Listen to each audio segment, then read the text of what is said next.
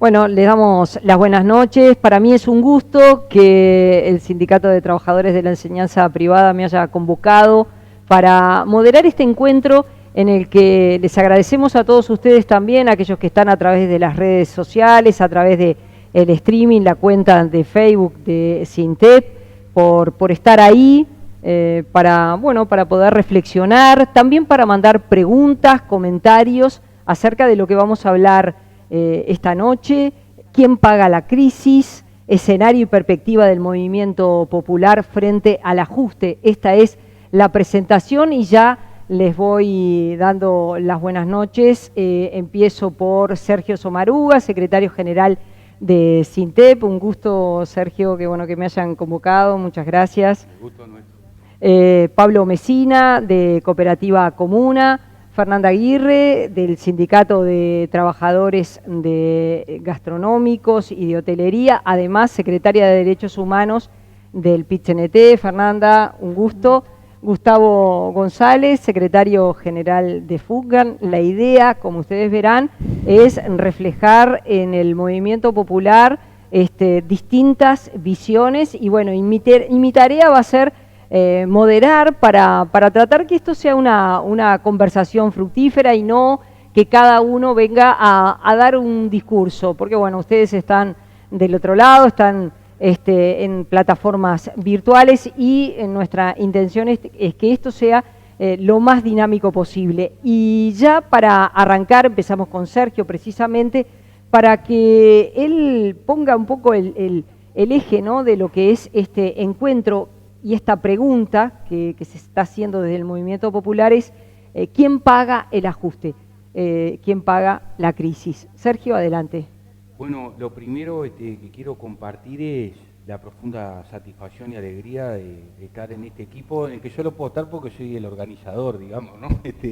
Pero realmente muy satisfactorio porque somos de la convicción de que nadie piensa bien solo, de que para pensar bien hay que pensar juntos y hay que pensar juntos haciendo. Y todos quienes estamos acá, en nuestros respectivos ámbitos, son mujeres y hombres comprometidos con el hacer con relación a los derechos, con relación a la dignidad humana, con relación a enfrentar la injusticia. Entonces, en ese marco, pensar, bueno, ¿qué nos está pasando? ¿Qué le está pasando a nuestra sociedad, a nuestro pueblo? ¿Quién está pagando la crisis? Y bueno, y entonces uno tiene que dialogar con la realidad. Creo que ahí es importante dialogar con la realidad, ver qué la realidad nos está diciendo, independientemente de lo que esas balas invisibles que vienen de las metralletas mediáticas están disparándolo sobre los cerebros de las personas, ¿no? Hablar con la realidad independientemente de lo que nos digan los grandes medios.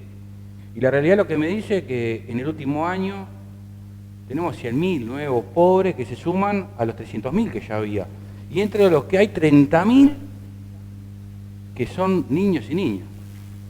Son unos 70 gurises por día que pasan a estar por debajo de la línea de la pobreza. Entonces, eso es lo que me está diciendo la realidad.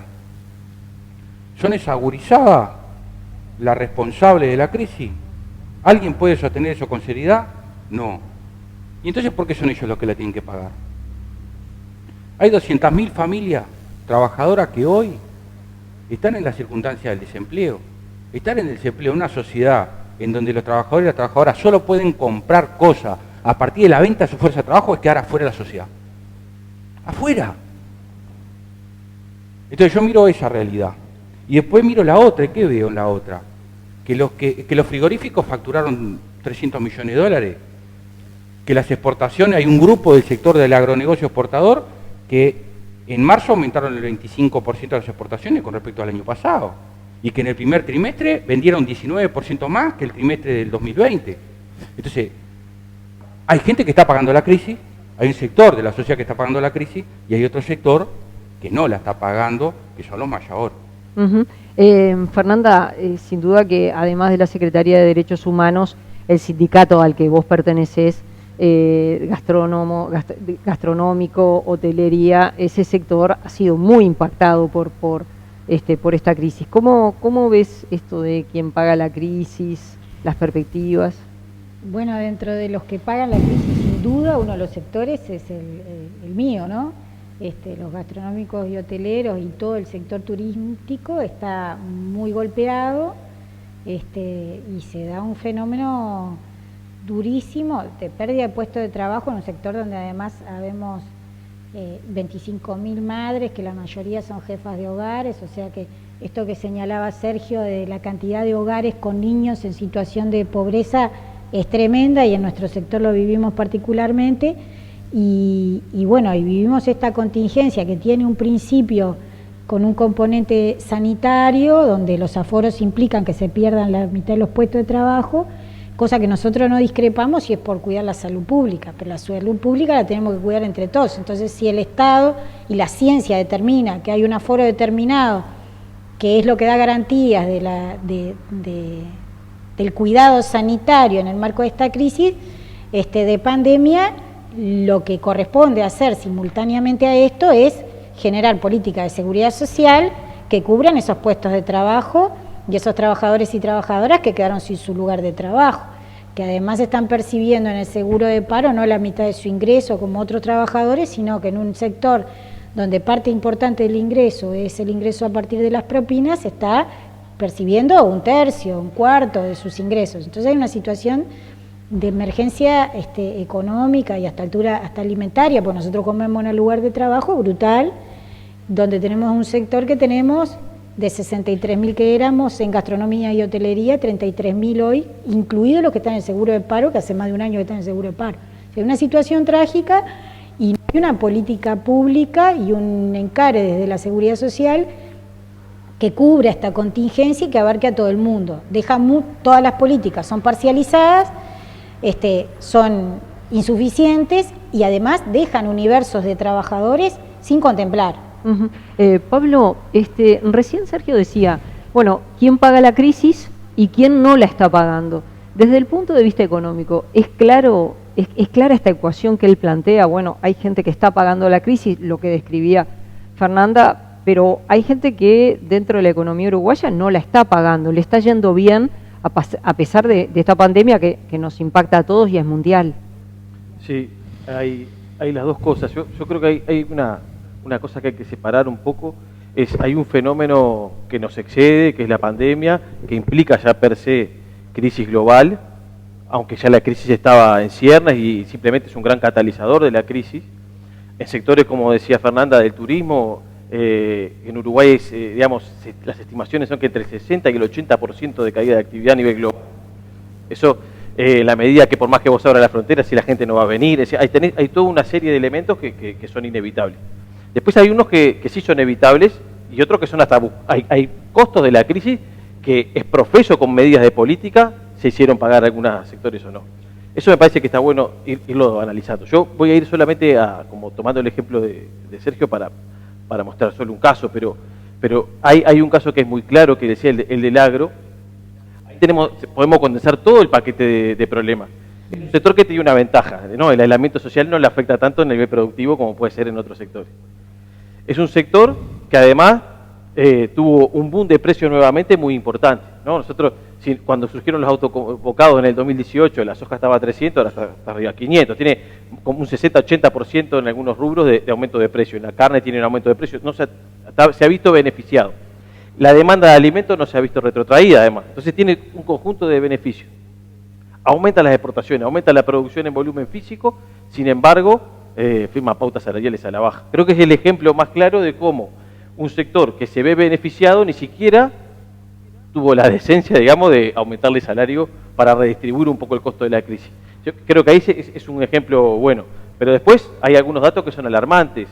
Tenemos un déficit fiscal que aumentó muy poco. En Uruguay, si miramos los contextos de pandemia, solamente un 1.6 puntos del PBI de aumento, lo cual llegamos casi que a un 6% del PBI de déficit, y tenemos esa misma plata o más en fuga de capitales vía inversión de cartera de los Mayagoro, que como saben que la tasa de interés, el diferencial es mejor llevarlo afuera que acá, lo llevaron para afuera, digamos. Ahí tenemos otro ejemplo de unos que capaz que hicieron más o menos plata que el año pasado, pero independientemente de eso, pudieron sortear la crisis, y encima ni siquiera no es que están volcando parte de esos excedentes para la redinamización de la economía nuestra. Yo creo que ahí tenemos como muchos casos, y podrían citarse algunos otros. Nosotros trabajamos en la cooperativa nuestra otros compañeros, no es mi caso, yo no hago eso, con el sindicato farmacéutico. Por tanto, más o menos es una industria que yo no tanto, pero mis compañeros conocen muy bien. Y la farmacéutica fue otra de las grandes beneficiadas, ¿no? Tiene aumento de precios a nivel interno brutal, tiene un congelamiento de precios, pero acá aumentó el dólar, por tanto a nivel interno también le sirve, ¿no? Hubo una fuerte devaluación el año pasado, a principios de año. Tiene aumento de producción en volumen físico, sin embargo, disminuye la cantidad de puestos de trabajo muy levemente y firma un convenio que es de los mejores si miramos la ronda, pero es para empatar salario a posteriori. O sea que también vemos ahí que si bien afectó a grandes sectores de la economía, a la mayoría, por eso el PBI cae 6 puntos, ¿no? O sea, eso quiere decir que más o menos mucha gente, o mayormente la gente perdió, pero evidentemente no todos pierden y los que ganan no son a los que se les pide dar una mano a la hora de pensar como posible salida. A mí me parece que eso es muy importante, porque si no la pandemia se come como que no podíamos hacer nada y nos tocó esta desgracia. Sí, pero también había cosas para hacer y las cosas que se hicieron creo que justamente apretaron donde no había que apretar. Gustavo, desde la perspectiva de FUGAN, de las cooperativas, de los cooperativistas, ¿cómo ven quién paga la crisis? Bueno, primero quiero felicitar al SINTEP por esta iniciativa, que me parece muy importante. Bueno, los cooperativistas son trabajadores y trabajadoras, entonces están sufriendo lo que los compañeros están planteando. Pero yo me voy a detener en un elemento. La crisis no es por la pandemia. Esto es fundamental. Acá el sistema capitalista viene de una crisis del 2008 donde no se puede reciclar. Esto es clave. Una de las características del sistema capitalista es la posibilidad de reciclarse. Pero desde el 2008 tienen el efecto mariposa, se apoyan distintos países. Esto es clave porque yo veo muchos analistas que comienzan a ver la crisis a partir de la pandemia. En realidad la pandemia precipita aún más una crisis que es la pandemia económica del sistema capitalista. Entonces, la pregunta acertadísima de este panel, ¿quién paga la crisis? La crisis la pagan las trabajadoras y los trabajadores, obviamente. Unos más, otros menos, pero obviamente. Y yo me voy a detener en lo siguiente. Cuando hablan del malla oro, ¿sabemos qué porcentaje son los malla oro de este país? El 1% de la población. El 1% de la población tiene el 50% del ingreso de la población más pobre. Y todos los pobres, si juntan la guita de ellos, ese 1% tiene esa plata. Esto es fundamental. Ahora, ¿esto vino por el COVID-19? ¡No! Esto ya estaba en el país instalado. Y está instalado. Entonces, traje algunos datos que me parecen importantes. Fíjense en vivienda, y oigan bien, todos los asentamientos irregulares del país, todos del país, entran en la superficie ocupada por 90 barrios privados. Insólito. Uno diría imposible. Este está mintiendo. No, está comprobado. Y aún así, sobran 1.750 hectáreas los barrios privados. ¿Esto vino por el COVID? No. Esto ya estaba instalado. La lucha de clases es riquísima en mostrarnos este tipo de cosas en forma permanente. Y del 1% nadie habla. Hablamos de los pobres. Vos vas a la academia, ¿cómo son los pobres? Negros, blancos, celeste, amarillo, rojos, ganan 3 pesos. Hablemos de estos. Que ahí están los que tú decías. La agroexportación, que se vio absolutamente beneficiada. La industria de la construcción, donde todos los oyentes, más los que estamos acá, lo estamos exonerando en 74 millones de dólares por año gracias a la ley de vivienda promovida. 74 millones de dólares dejó de percibir el Estado uruguayo por las exoneraciones a la industria de la construcción para que haga vivienda de 130 a 140 mil dólares. Entonces, está clarísimo quién está pagando esta crisis. ¿Están de acuerdo con esta idea que plantea Gustavo de que, bueno, la pandemia vino a agravar una situación que venía de antes. ¿Ustedes lo ven así? Sí, yo creo que sí, pero además pasa algo particular también con la pandemia, que es que en su seno refleja las relaciones desiguales que propone el capitalismo como forma de vida.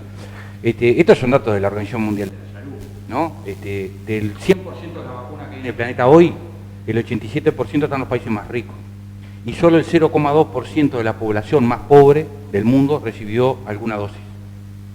Entonces, esto es dramático, porque ¿qué refleja? Que en un marco de emergencia mundial, planetaria, en donde para que te salves vos se tiene que salvar el otro, porque la inmunidad tiene que ser colectiva.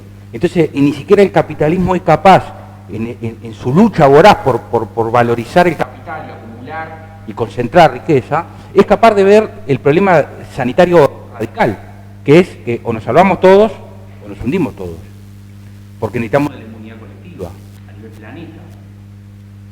Y el otro problema que está reflejando la pandemia en sí misma es que la propiedad está por encima de la vida. Porque en esta circunstancia cualquier persona con un mínimo de sentido común diría: liberen las patentes. Liberen las patentes y que la vacuna se produzca en el mundo entero. ¿Uruguay tiene capacidad de producir vacunas? Sí, las tiene. ¿Argentina tiene capacidad? Bueno, Argentina ya firmó para empezar a producir la Sputnik. Brasil tiene capacidad de producir vacunas. Perú tiene capacidad de producir vacunas. México tiene capacidad de producir vacunas. Sin embargo, no estamos produciendo. El único país de América Latina que tiene, y esto no es menor, capacidad, pero inversión y decisión política de trabajar en ese sentido de autodeterminación, de soberanía, es Cuba, que tiene 5 candidatos vacunales, uno ya próximo a terminar la fase 3, que es la soberana, y que es el milagro de un país que pone la dignidad humana por encima de la ganancia.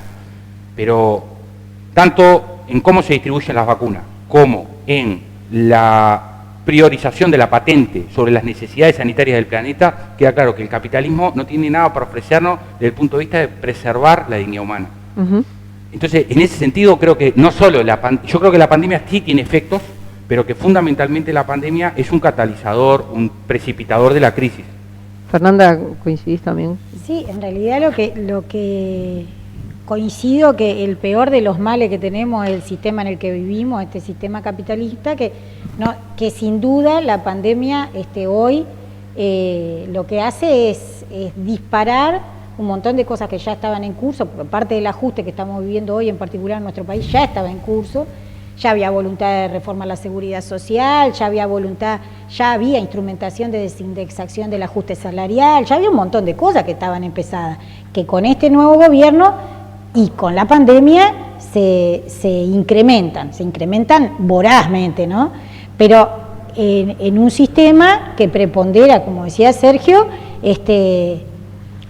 prepondera la acumulación del capital y el lucro sobre la vida, mercantilizando cuestiones que son fundamentales para la vida, mercantilizando nada más y nada menos que la educación, que la vivienda, que la salud, o sea, todas esas cosas que nosotros decimos son los derechos humanos fundamentales que garantizan la vida misma, la alimentación. Entonces, se puede especular con todo, ¿no? Entonces, se puede especular con la vida. Lo de las patentes con relación a la vacuna es un fenómeno a nivel mundial, ¿no? Que de alguna manera lo garantiza el capitalismo y el imperialismo a nivel mundial. Pero acá la responsabilidad política de gobierno también de cómo maneja la crisis sanitaria, donde prepondera mantener la economía abierta y prepondera determinado funcionamiento antes que la salud pública.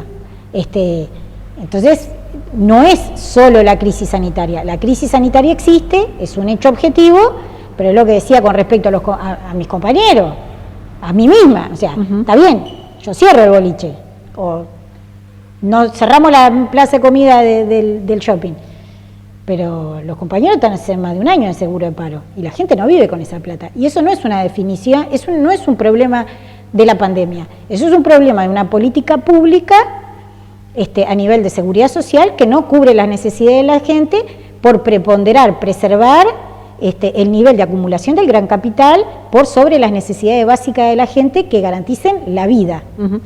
Pablo, quizás tomar también nuevamente lo que dijo Gustavo y también preguntar si se puede pensar que un gobierno le puede dar a cada trabajador que en pandemia se quedó sin trabajo un salario. Si eso es viable, si eso los gobiernos lo pueden asumir. Bien, son muchas cosas en una. Yo no quiero salir de la revista, pero a mi juicio se quedaron un poco cortos. Yo voy a poner 2 ejemplos porque creo que se quedaron un poco cortos. Me acordaba, ponés el dato de que los asentamientos tienen menos territorio que los barrios privados. No hablé de la cantidad de gente que vive, porque la estimación más generosa en barrios privados calcula que pueden ser 20.000 personas, ¿no? O sea, hay una apropiación del pedazo brutal. Pero vuelta a eso, el tema de las patentes a mí me parece que es interesante, Sergio. Yo creo que planteaba una cuestión que me parece que las personas con una sensibilidad diferente deberíamos haber planteado, que es inmediata liberalizar las patentes. Pero lo más cínico es que, y esto no ni siquiera es una cosa que, porque yo no lo estudié, no lo digo yo, pero lo dice hay una economista que es muy reconocida, se llama Mariana Mazzucato, que es italiana, que no está hablando de tirar de capitalismo ni mucho menos, ¿no? Es una levemente progresista europea, digamos. Y lo que muestra que el financiamiento, todos los desarrollos tecnológicos que hacen posible una vacuna, son todos financiamiento del Estado. Entonces, usan una política pública, se acaparan toman beneficios de eso y después lo patentan y nos tienen de rehén para que ellos puedan hacer dinero para poder inmunizarnos. O sea, es terrible. Cuando uno mira todo el dibujo, es realmente perverso. Es muy perverso. Pero está bien interesante la pregunta que hacías vos sobre las posibilidades de financiar. Claro, a ver, no se puede redistribuir una riqueza que no se genera. Quiero decir con esto, un Estado no puede subsidiar algo que no es una riqueza que no existe porque nadie trabaja para generarla. Eso, o sea, en el largo plazo es imposible, ¿no? Lo que sí era posible, y sí es posible por el contexto en el que estamos, era, primero, eventualmente, si en algún contexto había que disminuir la movilidad o algún sector inevitablemente se veía muy cercenadas sus posibilidades de trabajo. El sector turístico en Uruguay es muy claro, aparte, y es muy importante, ¿no? La cuenta satélite de turismo que intenta mirar no solamente lo que genera directo, sino indirecto, son 8 puntos del PBI, ¿no? Y si miramos toda la ocupación directa e indirecta, son 120.000 puestos de trabajo. Ese es el 6% de la fuerza de trabajo, que ahí directo se ve muy damnificada, ¿no? En un sector que se está viendo que cae un 80%. Bueno, vos tenés condiciones para generar eventualmente gastar más y poder cubrir eso durante un determinado plazo de tiempo. Sí, claro. ¿Qué tenés que hacer? Bueno, hay muchas cosas posibles, pero la primera es, y esto lo plantea mucha gente, es, bueno, hay gente que todos vamos a perder, pero hay gente que tiene mucha espalda con que aguantar. Por tanto, ahí se puede desde grabar y financiar partes del financiar, digamos, grabar para financiar parte de esa renta transitoria. Y otro elemento que me parece que es bien significativo es, nunca nadie iba a hacer tanto la vista gorda si te endeudabas eventualmente para poder gastar, como si tenías un déficit fiscal más alto para poder hacerlo. De hecho, en promedio el mundo aumentó 8 puntos del PBI en déficit fiscal. Ese es el promedio mundial.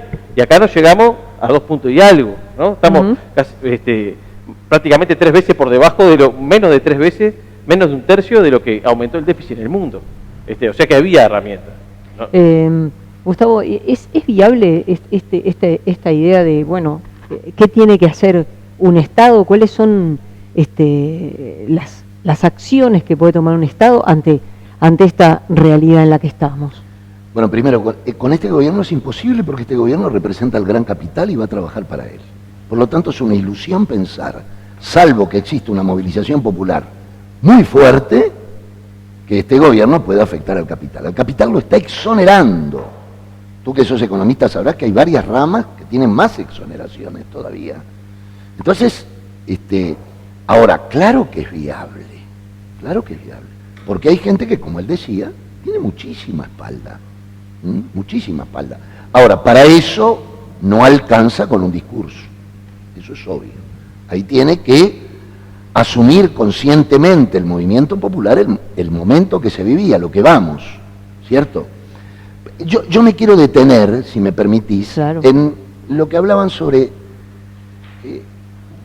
voy a usar un término vulgar, las pelotudeces que se hablan sobre el COVID-19. ¿eh? Y lo escuchamos en el Gran Hermano. Aíslese. Si se infesta, tú te tenés que aislar. ¿Es correcto o no es correcto? Es correcto. Ahora, si vivís en un asentamiento, ¿cómo haces para aislarte? Te tenés que construir rápido una habitación aparte y tenés que tener un baño. Más. Vivís con 4 guris. Entonces, ¿quién oye? La gente tiene que aislarse, la gente tiene... Bueno, cortemos la movilidad. Bien, hablemos con la economía informal, el tipo que se gana el mango todos los días, en 8 de octubre vendiendo algo. ¿Cómo le cortamos la movilidad? ¿Me entienden que hay muchas contradicciones en esto? Yo saludo lo que aquí se planteaba de la ganancia de las vacunas. Es brutal. ¿Quiénes se le están ganando? ¿De dónde son las vacunas? Un país que tiene el sueño del pibe, es un capitalismo salvaje e imperialista como el chino, con partido único. Es brutal. Discuten con el partido e impulsan el desarrollo del capitalismo salvaje. Y sin embargo yo oigo gente que, pero los chinos, los chinos, yo tuve, no sé si la suerte o la desgracia de vivir en África, y los chinos se están quedando con toda África. Cada vez que le preguntaban a un africano, ¿de quién es este puerto? De chinos. ¿De quién es este? De chinos, de chinos, de chinos. Y acá hay gente que dice, por suerte están los chinos para contrarrestar. Ustedes lo sabrán, los chinos van a sufrir una brutal desaceleración, porque no pueden aguantar la crisis que se le viene. Ahora bien, el tema de las vacunas es una caja de entrada extraordinaria para ellos. Y el otro que la tiene es Pfizer. Entonces, que el 3% haya llegado a América Latina es lo que demuestra que el capitalismo mata. No le interesa la vida, como nunca le interesó. Pero ahora parece que lo estamos descubriendo a raíz del COVID. El otro tema que se habla del COVID, que es importante tenerlo claro, en realidad, fíjense que estamos contando los muertos como si nada pasara. ¿Cuántos hubo hoy? Parece una quiniela. 46, 52, 54. Es brutal lo que está viviendo la humanidad. Es brutal. Y no reaccionamos. Esa es la otra parte que lo dejo para más adelante. ¿En qué está el movimiento popular hoy?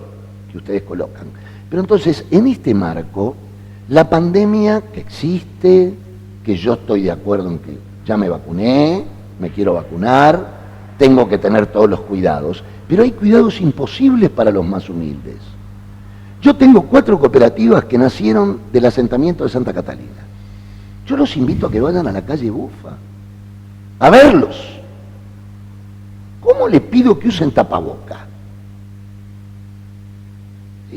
¿Me entienden lo que les digo? A un tipo que vive de juntar basura. Pero usá tapaboca y usá gel, flaco. Ponete los látex para esto. No. Y esto se ha naturalizado en este país. Es como la gente en situación de calle. Pasamos al lado de ellos y algunos denigrantes les dicen, ahí van los zombies. En realidad los zombies somos nosotros, que ya hemos naturalizado la gente en situación de calle. Para terminar esta parte, no quiero hablar más del COVID-19 porque acá se viene otra crisis sanitaria que nadie está hablando. Yo tengo mucha gente que se tenía que operar y no la operaron.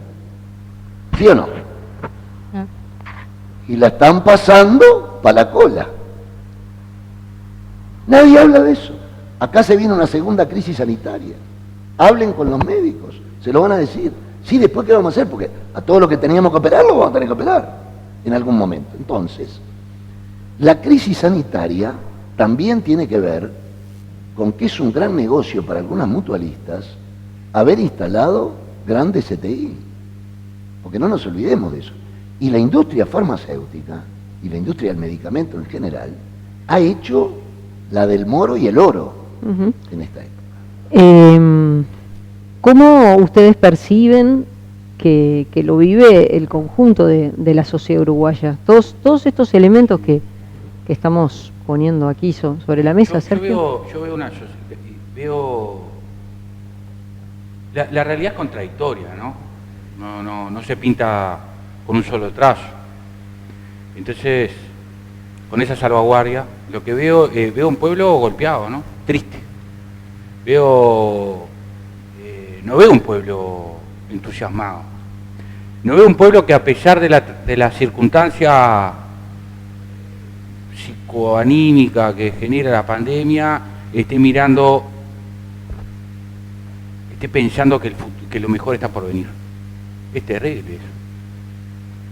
Es terrible cuando a la expropiación de derechos le sobreviene la expropiación de la fantasía, de la utopía. Los veteranos, mi abuelo, los veteranos 2 o 3 generaciones para atrás, vivían la vida pensando que sus hijos iban a vivir mejor que ellos. Yo no sé si hoy esa expectativa está instalada en el pueblo uruguayo. Pero eso es un fenómeno uruguayo, es un fenómeno mundial. Bueno, tiene que ver con la cultura que genera el capitalismo, ¿no? Tiene que ver con eso. Pero creo que en el marco si vos estás en el fondo del pozo, lo que tendría que estar presente, palpitarse, respirarse, es que lo que viene va a estar mejor. Yo creo que esa no es la sensación colectiva. La gente no está pensando que lo que viene que lo que viene después viene mejor. Entonces, ahí yo creo que hay un indicador de que hay un malestar que tiene con bases objetivas, es un malestar que fabrica la propia realidad a partir de la exclusión, a partir de los derechos postergados, pero que no está teniendo representación desde el punto de vista de cuál es la hoja de ruta del movimiento, hacia dónde vamos, qué hacemos con este malestar. La derecha tuvo una capacidad en los últimos tiempos, en los últimos años, de generar, organizar y capitalizar el malestar. Y le echó la culpa del enlentecimiento económico y el estrujamiento que traía eso a las transferencias sociales. Entonces la culpa son los 1.200 pesos que se le pagan a los más pobres para que puedan comprar comida, que representa un 12% de lo que una persona tiene que gastar para consumir alimentos para no morirse de hambre. Un 12%. Por eso después tiene que haber gente rescatándose como pueda, porque con los 1.200 pesos son 40 pesos por día. Ahora se lo duplicaron, son 80 pesos por día. Con 80% por día no tenés un 30% de las necesidades alimentarias cubiertas. Fernanda, hay que tener una mirada también de quién está en las organizaciones, de una mirada crítica, autocrítica de cómo se actuó, a partir de lo que dice, también de lo que dice Sergio, ¿no? Es decir, bueno, la gente está triste, la gente está adormecida, la gente, pero bueno, es autocrítico el movimiento de decir, bueno, ¿qué no hicimos? ¿Qué no hizo el movimiento popular? Y yo creo que sí hay que tener una mirada autocrítica, porque esa desesperanza de la que hacía mención Sergio recién, está dada por una situación socioeconómica actual, que todo lo que puedes prever para adelante es que la cosa viene peor, que el desempleo no se va a revertir, que las tarifas te las van a seguir aumentando, que la situación de asistencia en la salud no va a mejorar, que te mercantilizan a través de una ley de urgente consideración hasta las tierras de colonización. Entonces, se han desarrollado muchas herramientas en este corto periodo de gobierno para retroceder en los derechos, ¿no? Con una impronta sumamente represiva, punitivista en la nueva legislación que se instrumenta a través de la LUC y a través de otras cosas, si bien ya había un camino medio allanado, ¿no? Porque habían algunas normas represivas que ya se habían construido previamente, pero esto acelera. Y desde el campo popular, lo cierto es que hay una especie de paralización en la reacción que deberíamos tener en relación a la gravedad de la situación actual. O sea, tenemos un incremento de la pobreza en 100.000 personas más, sabemos que hay un montón de gurises que ahora no están comiendo, que no tuvieron la merienda y no van a tener la cena, que con gracia comieron el almuerzo y no desayunaron, y esto tendría que estar explotando. Y ponele que en este momento tenemos una situación sumamente desgraciada donde hasta se está naturalizando esto de que se mueran decenas de personas por día, que es un horror, ¿no? O sea, es un horror que suceda y es un horror que se naturalice. Sí. No, una Pero, cosita nomás, sí. Fernanda, ahí, que me hiciste acordar, que hay también detrás de esta cuestión una batalla ideológica muy pesada. Hay que recordar que hay corrientes de pensamiento que plantean que la desigualdad es natural. Recordemos el discurso de Capurro, el presidente de la ARU, el expresidente de la ARU, en la Rural de Prado, consagrando la desigualdad de ingresos como necesaria y justa. Entonces, no es solo un problema de gestión.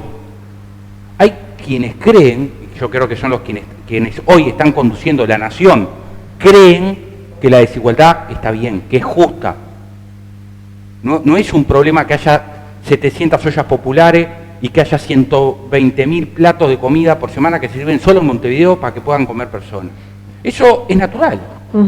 Y lo que no es natural, perdón, y termino, Sí. perdona Fernanda, lo que no es natural que es que en las ollas se politice, que se hable de política, que se hable del hambre, que se hable de cómo voy a usar yo tapabocas si somos 10 para vivir en casa y cuando llueve entra agua, y cuando me duele la muela no tengo dentista, y cuando me voy a acostar no tengo comida. Pablo, desde el punto de vista económico, porque recién Gustavo en su primera intervención hablaba, bueno, esto empieza desde 2008, hay coincidencia que se profundiza con la pandemia, pero en el Uruguay se instala la crisis sanitaria, se instala la pandemia y a los 15 días la gente ya tenía que organizar ollas populares para poder comer, es decir, había cero restos, cero espalda, digo, es decir, Bueno, lo que pasa es que en realidad el problema arranca de antes, ¿no? También, digamos, había una crisis en cierre. Esto, digamos, Gustavo hablaba más global, yo comparto la lectura que él hace, ¿no? Y diríamos, en 2008, digamos, hubo dinámica de la acumulación de capital global porque China volaba. Ahora que China no vuela, claro, no sé de qué se van a agarrar, ¿no? Eso es un poco, me parece, que lo que ponemos. Pero yendo al caso uruguayo, cuando vos mirás como si querés el ciclo progresista, por llamarlo de alguna forma, ¿no? Es un ciclo que arranca muy expansivo, porque veníamos de la hoja del 2002, 2003, ¿no? Entonces, sí, cuando ya no podés ir más abajo, crecer en términos, recuperar salario, todo eso, no digo que sea sencillo ni estoy quitando mérito, pero es mucho más fácil. Y encima tenés un boom de commodity empujada por demanda de cuestiones que vos te especializás. Eso también te da una mano muy grande, ¿no? Con soja $400, con precio récord de la carne, ¿no? Había que recorrer había que irse hasta el 72 por ahí para ver precios internacionales de algunos commodities tan altos de los que vendíamos nosotros, ¿no? Eso me parece que eso también ayuda. Pero cuando vos mirás nomás ese solo fenómeno, cuando se empieza a revertir 2013, 2014, y mirás todos los indicadores que podríamos vender como positivos de la era progresista, se te entran a hacer agua, ¿no? El crecimiento económico entra en un periodo de ralentización muy grande, casi que estancamiento, ¿no? A partir de 2015. La mejora distributiva, cuando se mide por el índice de Gini, ya a partir de 2012, más o menos se mantiene estable, ¿no? Ahora empeoró, digamos, ¿no? Pero se mantiene más o menos estable, casi que sin diferencia estadísticamente significativa, digamos. El descenso de la pobreza vas hasta el 2014 y después más o menos se mantiene estable, digamos, no sigue, es verdad, estábamos en 40, ¿no? Pero cuando llega el guarismo en la pobreza urbana de 8% se mantiene ahí, ahora subió y lo que estaban conversando. Cuando vos entras a mirar todos esos indicadores, en realidad una vez que se te fue el boom de commodity, veníamos aguantándola, pero y ahí me viene una segunda cosa que tiene que ver con todo esto que estaban conversando. Era evidente que se precisaban reformas estructurales o no iba a haber ningún mejor resultado sustantivo. Pero ahí nos jugó un papel también la deuda, Pablo. ¿En qué sentido? El endeudamiento, el aumento del endeudamiento. Para la hora de pensar en mayor agresividad, bueno, también había un montón de gente que tenía recursos y tampoco decidiste no grabarlo, sino más bien beneficiarlo. Yo me acuerdo la primera señal de ajuste grande que fue en la rendición de cuentas del 2016, se recortan algunos gastos públicos, un poco que se había previsto, digamos, no a partir del 2017, se había previsto la ley de presupuesto, cierta expansión del sistema de cuidado se recortó, se puso una alícuota mayor al IRPF en el salario, no ningún otro ingreso, no, eso pasó, digamos. Quiero decir, cuando empezaron a tener que ajustar por esos problemas estructurales, los recortes más bien eran regresivos. Ahí empezó la discusión de la caja militar, que fue el recorte grande que no se pudo, ¿no? Que era el único que decía, este lo vamos a festejar, y no se pudo lograr. Obviamente los otros juegan, ¿no? Y tienen fuerza, y no es solamente venir a decir acá la medida que hay que tomar, eso también es claro. Pero a mí me parece que esos elementos son sustantivos. Cuando vos mirás, digamos, es difícil ganarle a la gente mostrando una grafiquita que bajó la pobreza y decirle, bueno, ahora quédate quieto y votame toda la vida. No funciona así. Cuando vos mirás otros serie de indicadores complementarios, ves que sin reformas estructurales parecería que era muy, muy difícil. Y después hay una cosa que, es rara que la diga un economista, pero yo creo que el debate de ideas es muy importante. Entonces, hay unas cosas que relevaba, que la publicaba la OPP, que se hacen cada muchos años, y cuando vos mirás desde los 90 para acá, la sociedad uruguaya en su conjunto, yo le creo a todas las estadísticas, digo esto por las dudas, salvo que las mire, las estudie mucho y vea que son mentiras, a priori les creo a todas. Y creía que la pobreza era más un problema acá, crecientemente, un problema más individual que colectivo. Era más merecida, ¿no? O sea, el pueblo uruguayo pasó a principios de los 90 a empezar mayormente que la pobreza era un problema social, Claro. a ser una responsabilidad cada vez individual. Eso es un problema ideológico. La meritocracia. Un comentario sobre esto que vos decís y quería también pasarle a Gustavo. Ahí lo escuchaba hace un tiempo a Agustín Canzani señalar que el uruguayo hoy, por ejemplo, cayó, por ejemplo, su consideración respecto a las empresas públicas y al rol de las empresas públicas. Y lo uno con esto que dice él, ¿no? Es decir, la pobreza como un problema individual, la caída de la imagen de las empresas públicas como factor de desarrollo en la sociedad. ¿Cómo? La política es mala. El fondo coronavirus se basa en los recursos de los funcionarios públicos. Y no en los privados. Una interrupción. ¿Quiénes investigan sobre empresas públicas en Uruguay? Te puedo hablar de algo que yo...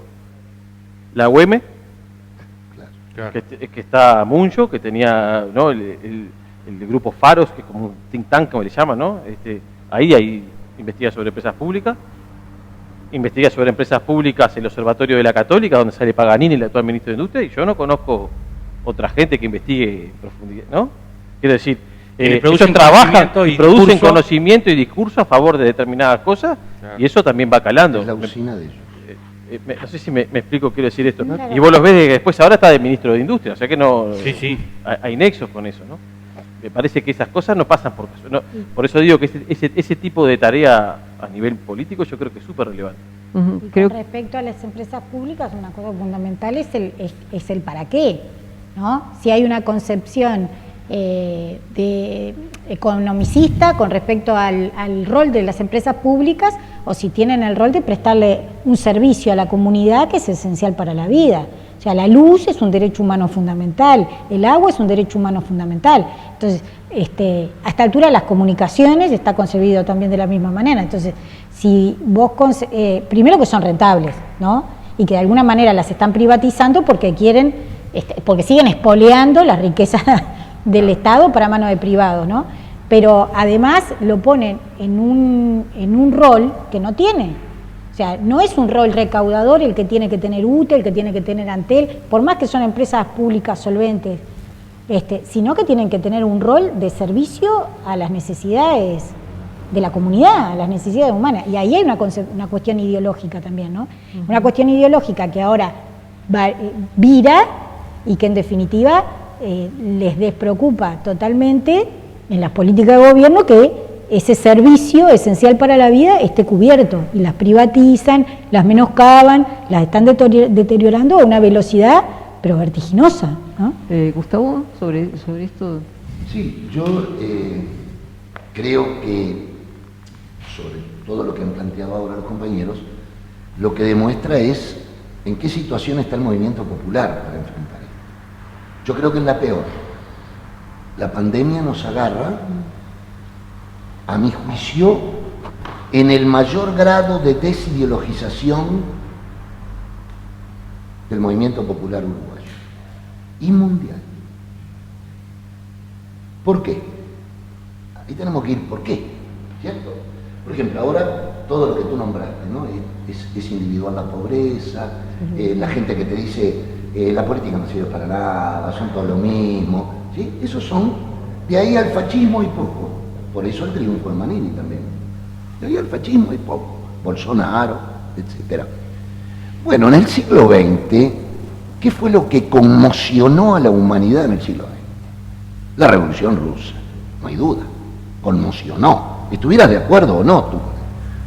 Los obreros dijeron, vamos a tomar el poder, funciona, opera, Y un día se levantan los rusos y todos nosotros, aparece Gorbachov y dice, muchachos, se terminó el comunismo, nos pasamos para el capitalismo.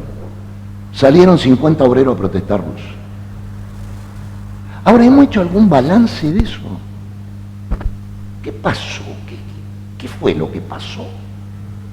No hemos hecho ningún balance del fenómeno más grande que generó el paradigma de la inmensa mayoría de la izquierda internacional. Entonces tú tenés una cantidad de sectores, militantes, compañeros activistas, que están muy golpeados.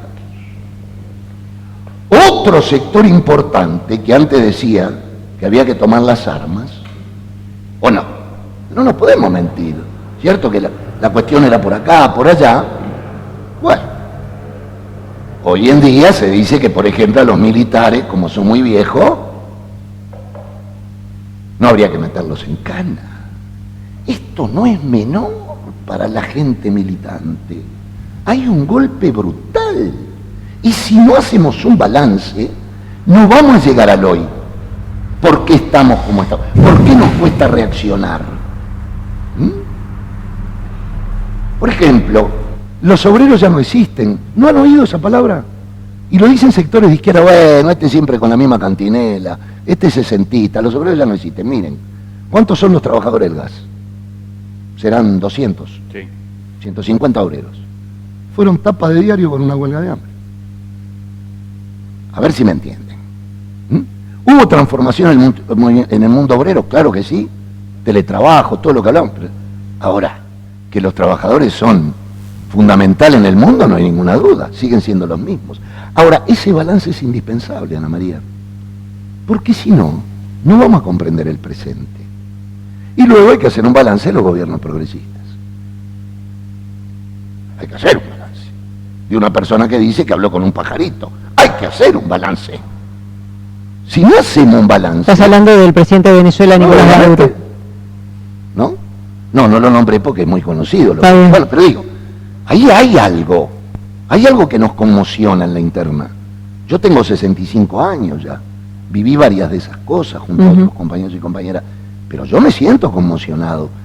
Buscar la salida, encontrar... Esto va a ser un trabajo de reconstrucción muy importante que va a tener que hacer el movimiento popular. Pablo, vos recién hablabas de reformas estructurales, dijiste que no se hicieron, y empezaste a hablar que, bueno, que en el Uruguay Gustavo situaba 2008, vos situabas 2012 como, bueno, empieza a variar la situación económica, empieza a empeorar, todavía decís, no se notaba porque los commodities estaban altos, pero empieza una etapa más regresiva. Y vos decís, bueno, no se hicieron, y lo uno con el tema de la autocrítica o de lo que no se hizo, y bueno, ¿a qué haces referencia vos cuando hablas de reformas estructurales? Te las preguntas difíciles. Bueno, pero voy a intentar poner algunos ejemplos, capaz que algunos que podamos conversar que me parece que son interesantes. Algunas cosas que parecen menores que no son. Se hablaba de la vivienda, ¿no? Uruguay tiene una carencia gigantesca en tema de vivienda. Más o menos la mitad de la vivienda del Uruguay tiene algún problema más o menos relevante, ¿tá? Aparte de un déficit habitacional de por lo menos 50.000, en fin. Bueno, ¿eso qué implica? Primero, una cosa que es así, para que yo reconozca que hay un problema, yo siempre digo lo mismo, no hay reconocimiento sin redistribución. Si yo te digo que es un problema, te digo, yo le creo. Si pones plata, te creo más. Quiero decir, ahí hay una apuesta, que no hubo una apuesta presupuestaria fuerte para profundizar. Cuando ves el tipo de política que se instrumenta, y lo dijo muy bien hoy Gustavo, hablando de los 74 millones de dólares, sí se gastó un montón de plata, se llama gasto tributario, es cosa que yo dejo de recaudar para generar vivienda para gente que muchas todavía no están ocupadas ni se van a ocupar y que no están pensando en un derecho para que la gente viva. Entonces cuando vos decís una reforma, decís, en un momento que estás complicado, cuando ya no te da el margen para quedarle bien a todo el mundo, porque no te está sobrando la plata, porque no hay boom de los commodities, no te queda otra que optar. Entonces decís, bueno, ¿yo voy por la vivienda como derecho o voy por la vivienda como mercancía? En 2011, cuando se vota la ley de vivienda que llamaban de interés de promoción de interés social, que después cambiaron el nombre porque daba vergüenza el nombre, ahí vos tomaste una decisión. Es decir, esos son tipos de cambio, y me refiero a cosas que para mí son importantes como la vivienda. También lo podés pensar a nivel productivo, que también sucedieron, que se apostó a no tocar, y esto ya pasó antes, ¿no? Cuando todavía Mujica era ministro de Ganadería en el primer gobierno de Frente Amplio, y hubo discusiones como Argentina estaba implementando retracciones y había altos precios de la soja, alguien sugirió que capaz que podía estar bueno. Creo que una tonelada de soja en Uruguay en ese entonces pagaba como 5 veces menos impuestos que una tonelada de soja en Argentina, ponerle algún tipo de detracción. Y él dijo, no discutamos choriceses. Me acuerdo la palabra porque bueno, él usa palabras que son muy y así nos pasa con un montón de cosas. Entonces después decía, pero no me dio la plata para profundizar, no me animé a reformar tal cosa, no pude. Bueno, yo creo que en la época de balance, cuando tenés un gobierno con mayoría parlamentaria durante 3 periodos, es raro, digamos, porque las condiciones políticas a nivel superestructural, digamos, en algunos aspectos con respecto a la coalición actual, eran mucho mejores en la era progresista. Era un único, digamos, una coalición de movimiento y partido con mayoría parlamentaria, digamos, donde a priori las transacciones tendrían que ser tal vez menores. Entonces, a ese tipo de cosas me parece que son cosas para reflexionar. Es tentador porque se abrieron como... Sí, abrió a mí se abrió la la caja de Pandora. la caja de Pandora. No, pero un comentario nomás. Por la pregunta que le hiciste a Pablo, ¿no? De la reforma. Para mí hay una pregunta antes. Para mí, no quiere decir que necesariamente sea así, pero es la pregunta sobre el ser histórico. O, dicho de otra manera, dentro de 20 años, ¿qué queremos que nos dé vergüenza de nosotros mismos? O, dicho de otra manera, como decía Reina Reyes, ¿para qué futuro educamos? O sea, ¿qué sociedad queremos ser?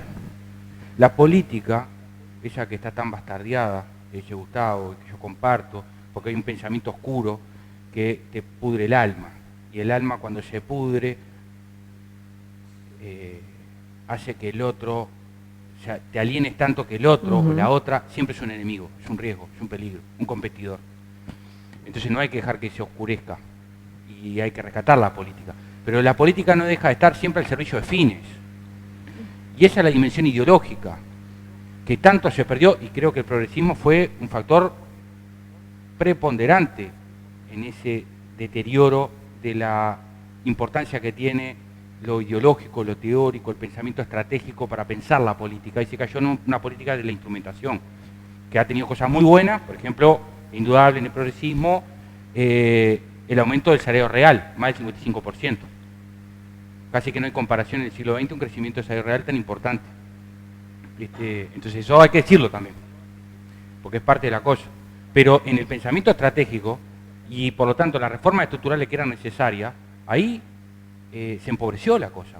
Pues yo para decir, por ejemplo, ¿cuáles son las reformas estructurales? Y las reformas estructurales son que a mí me tiene que dar vergüenza vivir en un país que produce, que tiene la capacidad para producir alimentos para 50 millones de personas, que tenga 100.000 gurises por debajo de la línea de pobreza. Esa sociedad no la quiero. No la quiero. No quiero una sociedad donde haya algunos que pueden pagar 50.000 pesos por mes para mandar a sus hijos a una institución privada, y otra sociedad en donde hay gurises que le duele la muela y se la tienen que arrancar porque no tuvieron un tratamiento de conducto o un tratamiento odontológico en su momento. No quiero esa sociedad. No quiero una sociedad, como decía Gustavo, donde haya ese 1%, aparte de ese 1% que ocupa en sus predios, en un pequeño porción de terreno, toda la cantidad de gente que vive en los asentamientos. No quiero ese país, no lo quiero. ¿Quién lo quiere? Hay si me permitís. Sí, claro. Que a mí me parece que hay un elemento importante sobre lo que tú preguntabas también sobre lo estructural, ¿no? Fíjense que un estudio que hicimos nosotros, afectando el 0,1 del impuesto al patrimonio, el Estado se haría de 176 millones de dólares para la vivienda. 0,1. Sin embargo, cuando empezamos a hablar con los economistas que nos dieron una mano en eso, descubrimos que el 50% del impuesto al patrimonio está exonerado. Se exoneró. Entonces, tenemos que... Ahora, yo ahí puedo tener una diferencia en lo siguiente. Yo creo que el Frente Amplio en el gobierno no podía dar más de lo que dio. No podía dar más de lo que dio, por su propia estructura, por su propia concepción. ¿Cierto? ¿A qué me refiero a esto? Para cambios estructurales hay que afectar al capital. Tiene que perder el capital. Y te pregunto a vos como economista, ¿cuál fue el periodo de mayor extranjerización de la tierra en los últimos 30 años? No, bueno, fue claro, sí. Pero... Y bueno, entonces nos damos cuenta. Es decir... Tenemos alguna discrepancia de ahí. Yo pienso que se podía haber profundizado mucho más. Bueno, justamente se podía haber profundizado. No necesitas vencer el capitalismo para profundizar más de lo que se venció, por lo menos, por ejemplo, en materia de impunidad. Bueno, pero hasta el momento lo que la historia demuestra que en esos 15 años no hubo voluntad política de ir a más. Yo estoy de acuerdo que se puede ir a más. No por imposibilidad, pero por para definición ir a más, política. Para ir a más. Fíjense que nosotros nos han cambiado hasta el lenguaje. ¿O no? ¿A qué te referís? A la izquierda. ¿Pero en qué te referís en el lenguaje? Por ejemplo, ¿quién habla de revolución hoy en día? De proletarios, de capitalistas. No, cambiemos estructuras, pero a ver, formatos alternativos. ¿Pero la gente lo quiere escuchar? La gente lo escuchó y construyó lo que construyó en este país gracias a eso, a mi juicio. ¿Cómo se gestó la izquierda? La izquierda se gesta sobre la base de una confrontación en el país, desde la primer huelga de 1911 hasta nuestros días. La izquierda no se gestó en el 2008, es una construcción histórica de muchos años. Coinciden, a ver, Fernanda, coinciden que hay una pérdida hasta de ese lenguaje, que el movimiento... Yo de creo los trabajadores. que en la mayoría de los ámbitos de la izquierda sí, hay una afectación, hay una desideologización, se me traba. Sí, no, es una palabra embromada. Falta ideología, mira, te encontré Eso es una realidad, parte de esa responsabilidad, yo estoy convencida que la tiene la era progresista, que de alguna manera deposita al pueblo la confianza en quien va a gobernar para los intereses del pueblo, y no gobierna solo para los intereses del pueblo porque no hizo la revolución. Entonces, en un sistema capitalista y en un gobierno de una fuerza política pluriclasista, como se autodefine, los intereses fueron para varios bandos, y muchos fueron en defensa de los capitales. Y eso fue así. Seguimos y les recordamos a todos aquellos que están vía streaming que nos pueden mandar comentarios, nos pueden mandar preguntas. Estamos acá, vamos a reiterar el nombre de todos: Fernanda Aguirre, PIT-CNT, Pablo Mesina, Cooperativa Comuna, Gustavo González, FUCBAN, Sergio Somaruga, secretario de SINTEP. Estábamos hablando y yo estaba preguntando cuáles son aquellas cosas en esto de quién paga la crisis, en este conjunto de preguntas, de interrogantes que ustedes se han formulado y han intentado responder. ¿Qué es lo que la gente hoy día quiere y no quiere escuchar? Sí, tú hiciste esa pregunta a partir de que yo coloqué algunas propuestas media provocadoras, palabras que ya no se usan. Ahora, lo real es que perdió el progresismo. Hablando bien, igual perdió. A ver si me entienden. La adaptación nunca es buen consejero en política. Cuando uno se adapta, paga un precio, siempre, en lo que sea, ¿cierto? Entonces, en ese marco, cuando yo digo que para mí el Frente Amplio hizo todo lo que podía hacer, no quiere decir que no podía haber hecho más, pero yo creo que viendo la realidad es lo que tenía planteado hacer. Yo no estoy hablando del militante de a pie, Frente Amplio, tenía... Y como tú decías, hubo aciertos en una cantidad de cuestiones, salario real, etcétera, etcétera. Ahora, no fue a tocar las estructuras, los propios dirigentes del Frente Amplio lo plantean, no tocó las estructuras. Entonces no hay viabilidad de un cambio profundo sin eso. Ahora, cuando yo planteo que hay que reflexionar sobre lo que nos ha sucedido, es para partir de la B, C. No se trata. ¿Qué quiero decir con esto? Que tenemos que reflexionar sobre lo que consideren en colectivo errores, aciertos, para seguir avanzando, porque esto no va más. Si uno se pone a analizar aquello del viejo esquema de las condiciones objetivas y subjetivas, las objetivas hoy en día nunca están más claras que hoy. Es decir, acá no se frenó el hambre mundial, acá el desempleo continúa en todo el mundo. Bueno, un tema que para mí es fundamental es discutir, ¿puede salir un país solo de esto? Yo creo que no. Yo creo que una bandera que hay que volver a levantar es la unidad internacionalista. Y puede sonar medio viejo y medio izquierdoso. Bueno, pero es la realidad. Ningún país va a salir solo de un mercado capitalista mundial, y menos el Uruguay. Ahora, tuvimos 15 años de progresismo. Progresismo que llega con un alza de movilización impresionante en todos los países.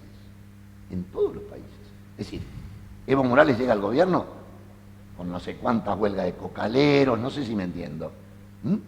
Acá se quebraba el país en el 2002. O nos olvidamos ya cuando empezó a caminar gente de los barrios que venía para el centro. Y apareció la Concertación. Nuevamente hay que juntar para defender la institucionalidad. Bueno, hoy en día se está hablando de un diálogo nacional, por ejemplo. Bueno, vos estás en contra de un diálogo nacional, yo nunca estoy en contra de un diálogo nacional, pero quiero saber con qué programa voy. Porque si voy a hablar con el presidente de la República actual, yo ya sé su programa. Yo le tengo, ese es el debate de ideas, ¿no? Tratar de plantear mi programa. Entonces, eso es a lo que yo me refiero. Eso de haber dejado el lenguaje no es menor, no es menor, ¿me entienden? Porque va a llegar un momento que vamos a perder muchísimo más la identidad. Y como movimiento popular, por lo menos, no lo podemos perder. Hoy en día, y termino, el tema este del decreto de las no aglomeraciones está perjudicando fuertemente al movimiento popular, ¿cierto? No puedes hacer más. Bueno, ¿cómo abusamos la creatividad para poder hacer y deshacer? Pero yo insisto, el proceso de desideologización fue brutal y es el que nos tiene hoy como nos tiene, con grandes problemas, con falta, a mi juicio, y me hago responsable además, de claridad en el movimiento popular en cuanto hacia dónde vamos. Porque pensar que vamos hacia dentro de 4 años, bueno, con la crisis que se avecina, el movimiento popular debe prepararse mucho más. Prepararse mucho más, perspectivas. Creo que en este tramo final deberíamos que ustedes traten de abordar esto de cuáles son las perspectivas. Gustavo terminaba con esa frase, o yo lo interrumpía, con esa frase de prepararse mucho más.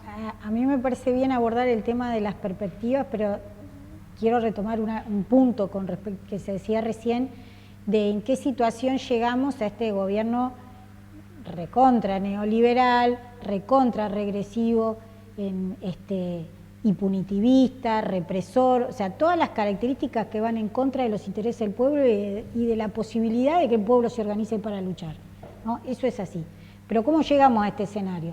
Llegamos a un escenario después de una era de progresismo donde, por ejemplo, una de las cosas que no se combatió con el vigor que se debería haber combatido es la impunidad, no desarrollando políticas de persecución criminal de los crímenes de lesa humanidad. Y hoy tenemos en el Parlamento media horas previas donde reivindican médicos que están condenados por crímenes de lesa humanidad. Y hubo en el medio los mensajes contradictorios que decía Gustavo, ¿no? Donde relativizamos la necesidad de combatir y de condenar y de perseguir los crímenes de lesa humanidad. Entonces, esos elementos de relativización de lo que fue nuestra dictadura cívico-militar y el papel del Estado del terrorismo de Estado y los crímenes concretos que se cometieron contra nuestro pueblo para implantar una política económica de saqueo, relativizar eso sin duda nos pone en una situación desde las fuerzas, que son las fuerzas de izquierda, desde integrantes, nos pone en la situación de debilidad ideológica que se hablaba hoy. Ahora, ¿qué perspectiva tenemos que tener para adelante? En un momento donde estamos en una situación yo creo, como de adormecimiento del campo popular frente a la situación que se nos vino, que es trágica hoy, ¿no? Que es trágica para los niveles de subsistencia de la vida del pueblo, que todos los días tienen que resolver qué va a comer, si lo desalojan o no lo desalojan, si tiene laburo o no tiene laburo, sin perspectivas de que va a tener laburo. El campo popular y las organizaciones del campo popular tenemos que tomar otro rol. Para tener una perspectiva de cambio de esta situación, de avasallamiento de los derechos del conjunto del pueblo, hay que dar un enfrentamiento. No es con diálogo que vamos a cambiar este escenario. O sea, con un gobierno que te establece una ley de urgente consideración en el medio de la pandemia donde inhibe la posibilidad del intercambio biodemocrático, de la posibilidad del debate social. O sea, ya está cortado de cuajo esa posibilidad. Entonces, que dentro de las organizaciones populares nos planteemos que el camino va por el camino de plantearle diálogo a quien tiene la guillotina sobre nuestra cabeza, es como un poco inocente, diría yo, ¿no? Hay que buscar otras estrategias, que son de enfrentamiento, creativamente, en el marco de la pandemia, cuidándonos todos, obviamente lo que queremos es preservar la vida, pero de enfrentamiento. Sergio, ¿perspectivas? Bueno, yo muy sucintamente, creo que hay una hoja de ruta de corto plazo en la perspectiva y una hoja de ruta de más largo aliento. En la de corto plazo tiene que ser de resistencia porque la ofensiva es muy grande, ¿no? Hay una ofensiva contra el trabajo, 200.000 personas sin empleo, hay una ofensiva en términos de precarización de la vida para los que no tienen laburo, los que ya no tenían laburo. Hay una ofensiva por el empobrecimiento infantil, hay una ofensiva por lo que viene en ciernes, que es una reforma a la seguridad social que viene por más años de trabajo, aumento del desempleo juvenil por lo tanto, reducción de las pasividades, reducción de las prestaciones especiales, reducción de las jubilaciones. Es una expropiación de calidad de vida de las grandes mayorías, hay que resistirlo. ¿A quién le sirve una reforma a la seguridad social que no toca el privilegio y que toca los intereses de las grandes mayorías, el derecho a la vida digna de la gente? Entonces, al corto plazo, juntar las firmas para llevar a consulta popular los 135 artículos es clave. Hay un mensaje muy importante del Poder Ejecutivo ahí, de la coalición de gobierno, que fue priorizar los intereses partidarios por encima de la salud de la gente, priorizar los intereses partidarios por encima de la democracia directa y de que la gente participe en política, como se decía hoy. Entonces, hay una negación a ese derecho y al corto plazo eso hay que convertirlo en indignación que signifique más firmas y llegar al objetivo. Ahora, rápidamente, creo que hay también, al mismo tiempo que se hacen estas tareas de corto plazo de resistencia, organización y lucha, hay que trazar una perspectiva, una hoja de ruta de más largo aliento. Y ahí creo que hay tres dimensiones, que solo voy a tirar los titulares. Una, que es defender la sensibilidad. Porque hay un pensamiento oscuro, que es que no te importe el otro, estremecete por el otro. Hay dos frases que tengo de cabecera. Una que es sentir la injusticia de otro o de otra como una injusticia propia. Y otra que es de Sócrates, mucho más vieja, que dice que es preferible sufrir una injusticia antes que cometerla. Entonces, la sensibilidad, esa sensibilidad revolucionaria, hay que recuperarla, porque sin esa sensibilidad, tu pensamiento político puede ser muy robusto, pero si no estás dispuesto a amar al otro, estás jodido. Y la otra es defender el sentido de comunidad. Nadie se salva solo, todos y todas nos necesitamos. Nadie se salva solo. Y esas dos cosas que son tan sencillas son un bloque, un dique de contención, un arma de destrucción masiva para resistir la invasión de ese pensamiento oscuro, neoliberal, individualista, egoísta del sálvese quien pueda. Otra dimensión tiene que ver con recuperar la teoría, recuperar el pensamiento espeso, recuperar la problematización, porque detrás para yo ofrecer un programa político de cambio tengo que dar fundamentos también. Que se puede ir por este lado, no es solo un deseo, no es solo un producto de amor al otro. Se puede ir por este lado. El año pasado, solo el año pasado, por inversiones de cartera, se fueron 3.500 millones de dólares de los capitales nacionales al extranjero. 3.500 millones de dólares. ¿No sería bueno que esa riqueza socialmente producida esté al servicio de un país mejor. Y ahí hay que tomar decisiones. Pero para decir, estas reformas estructurales son las que necesitamos, tenemos que querer al otro y tenemos que recuperar pensamiento estratégico. Están llegando algunas preguntas y Pablo, mirá, la primera, ¿qué hay que grabar para que la crisis no la pague el pueblo? Qué pregunta difícil. Bueno, eso es el economista, loco. Sí, me la vi venir. No, bueno, me preguntan eso, o si alguien tiene un poco de plata, dice, vos, no sé si me puedo comprar unos dólares. Son las dos preguntas que te hacen. La otra no la hacen pública, la segunda. Pero no, a ver, me parece que es un instrumento como tantos otros. Quiero decir, no es el único que habría que usar. Y obviamente que grabar el capital también tiene su costo, ¿no? Quiero decir, en algunos sectores que son móviles se te puede, ¿no? Entran a calibrar donde me conviene. Quiero decir, hay no sé cuántas hectáreas, yo no quiero tirar el número, son como 2 millones de hectáreas en Paraguay de inversión extranjera, que es uruguaya, ¿no? Para poner un ejemplo. Es decir, eso no es pero hoy decía, había algunos sectores que se le puede grabar más al patrimonio, sí. Vamos a ver qué pasó también, porque esta es una buena pregunta. ¿Qué pasó con, digamos, cambios en política, por ejemplo, de vivienda, que tiene que ver con la ley de promoción de vivienda, ¿no? De inversiones de vivienda antes de interés social? Se ampliaron los beneficios en vez de grabarlos más, ¿no? O sea, hicimos la inversa. O sea, ahí el Estado resignó dinero, ahora, en el 2020, cuando se amplió que la costa se puede hacer inversión de ese tipo, cuando se amplió, no sé si me explico con esto, quiero decir, ahí hay otros elementos. También se pusieron impuestos que fueron al aumento en el IVA, ¿no? De la devolución de IVA. Ese fue un impuesto que carga al consumo principalmente de los asalariados. Eso está claro. Entonces quiero decir, ahí para ver también qué pasó. ¿Qué se podría haber grabado? Bueno, yo mostré algunos sectores que claramente tuvieron, digamos, ventajas. Después digamos, el agro se estanca en el primer semestre del año, en el segundo empieza a crecer y ahora tiene un boom de precio brutal. Bueno, ahí vos podrías, y un contexto mejor justificable que de grabar, eventualmente incluso poner detracciones por el boom de precio, bueno, ahí tenés un claro ejemplo de cosas que se pueden hacer. La segunda pregunta, empezamos contigo, Gustavo. ¿Cómo revertir esa desesperanza y organizarse cuando los medios bombardean con el miedo a la población? Bueno, ese es uno de los desafíos que tenemos adelante. Cuando yo hablo de abusar la creatividad y demás, bueno, hay que tratar de utilizar todos los medios posibles para llegar a la gente. Obviamente que los medios masivos de comunicación no los vamos a poder bloquear nosotros, pero nosotros tenemos que tomar las herramientas históricas que tuvimos, porque vamos a la historia. ¿Cuándo los medios masivos de comunicación nos dieron pelota? Vamos a ser realistas. ¿Ustedes se acuerdan alguna vez que León Duarte saliera a la televisión a hablar del conflicto de Funza? Por favor, ahora salimos mucho más nosotros en la televisión que esas épocas, ¿no? Ahora, ¿cómo hicieron para construir León Duarte, los compañeros Turiansky, la central de trabajadores y demás? Era el boca a boca, era el trabajo a diario, era el volante, Esas herramientas son las nuestras. Ahora tenemos, por ejemplo, las redes, esto es extraordinario, podemos llegar a mucha gente, hay que saberlo utilizar, el movimiento popular debe utilizarlo. Yo le voy a poner un ejemplo. Nosotros estamos peleando por préstamos para las cooperativas. Hoy los compañeros de comunicación dijeron, che, hay que poner en esto del muro de Facebook, yo apoyo, bueno, en 2 horas hubo 15.000 links de me gusta.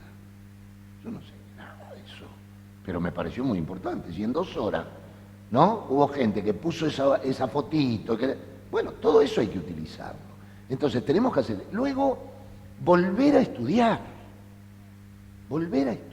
a discutir, a lo que decía un poco el compañero. Hay que volver. Ahora miren, si quieren lean a Khalil Gibran. Uno por leer puede leer lo que quiera y le guste. Ahora, hay alguna gente en el mundo que estudió este mundo ya y hay que volverlo a retomar. No somos fósiles porque, por ejemplo, estudiemos estos problemas. Entonces, para mí hay que volver a clásicos, hay que volver a rediscutirlos, ubicarlos en el siglo XXI, etcétera, etcétera, pero no podemos dejar eso. El haber dejado eso implica que nos falten herramientas para el análisis. no tenemos un método de análisis que nos permita ver esta realidad. Entonces, como metemos educación popular, todo eso funciona. Yo quiero, para terminar esto, decir que a mí me parece que la justeza de tu planteo hoy, entre las cosas que planteaste, es justamente que el saber va a ser colectivo. Esto no va a salir de ningún iluminado, ¿cierto? Y el movimiento popular siempre avanzó sobre la base de colectivos. Bueno, se trata de eso y de ver que a veces podemos tener diferencias con compañeros, pero sé que están en la misma vereda que yo cuando llegue el momento. Entonces tratar de discutir a fondo, llegar a posiciones para salir adelante. Quiero pasar el mensaje de que sí es fundamental llegar a las firmas, no por las firmas en sí, sino porque implica parte de frenar una ofensiva. Y además, la gente siempre necesita triunfos. Lo dice un hincha de River Plate. Estamos bien. Ya para cerrar, Fernanda, y por último Sergio, retomar esta pregunta. ¿Cómo revertir esa desesperanza y organizarse? Bueno, organizarse y seguir, y no abandonar las luchas pese a las dificultades, siempre da resultado, y en eso tenemos hoy una grata noticia, y es que Ferro está en prisión, ¿no? El asesino de nuestro compañero Tassino, compañero trabajador de UTE, de AUTE, hoy, pese a que insólitamente lo liberaron después de que llegó de la extraditación, hoy está nuevamente preso. Así que si después de 40 años es posible vencer en situaciones puntuales la impunidad, toda transformación es posible. Hay que sentarse con los compañeros, compañeras, conversar, analizar la realidad entre todos y buscar caminos porque es necesaria las transformaciones sociales. Así que va a haber que hacerlas.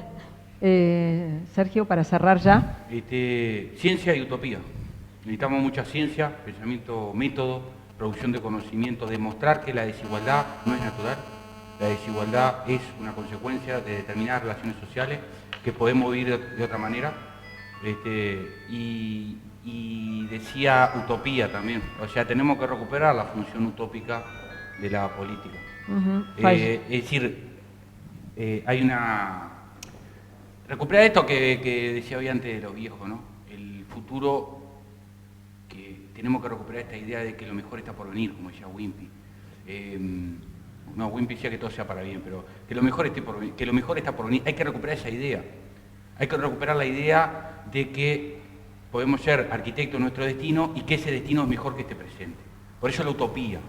En una mano la utopía y en la otra la ciencia. Y en el medio, conciencia de clase, lucha y organización. Bueno, gracias por el diálogo. Espero haber estado a la altura de lo que ustedes querían y la seguimos en cualquier momento, y agradecerles a todos aquellos que por streaming siguieron este encuentro, esta charla que tuvo su duración, ya son las 21:30, así que estuvimos 1 hora y media. Muy bien. Bueno, Bueno, muchas gracias. Gracias a ustedes.